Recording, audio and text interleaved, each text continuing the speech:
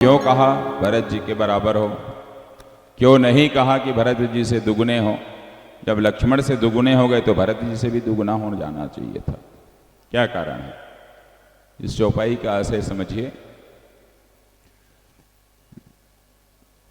हनुमान जी को ऐसा क्यों कहा गया? जब राम जी के अवतरण की बारी आई तो ध्यान रखें, उन्हें चरु मिला हाथ में। तीनों माताओं को जो पुत्रेष्टि यज्ञ हुआ उसमें चरु अर्थात खीर मिला। तो खीर का पहला हिस्सा कौशल्या जी को देने के बाद एक हिस्सा जब कैकेयी जी को दिया गया तो एक चील कैकेयी जी के हिस्से को लेकर के उड़ गई और उड़ते उड़ते जब जाने लगी तो वही तिरुमाला के पास में आकाश गंगा के नीचे वह जो खीर है उसके चोंच से नीचे गिरा, जहां पूजा कर रही थी अंजना मां। और अंजना मां उसी खीर को जब ग्रहण की हैं तो हनुमान जी का अवतरण हुआ।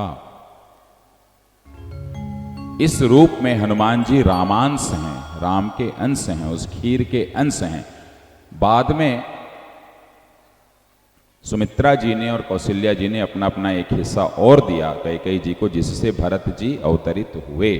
तो चूंकि कैकेयी के हाथों से चील जिस खीर को लेकर के गई थी जिससे भरत जी का अवतार होना था, वह चूंकि कैकेयी के हाथों से छीनकर चील ले गई और उससे हनुमान जी का अवतार हुआ, इसलिए भरत सम भाई,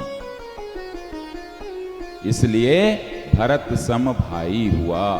क्योंकि कैकेयी के बेटे उस खीर से भरत भी हुए और उसी कैकेयी के जो खीर से उधर हनुमान जी हुए।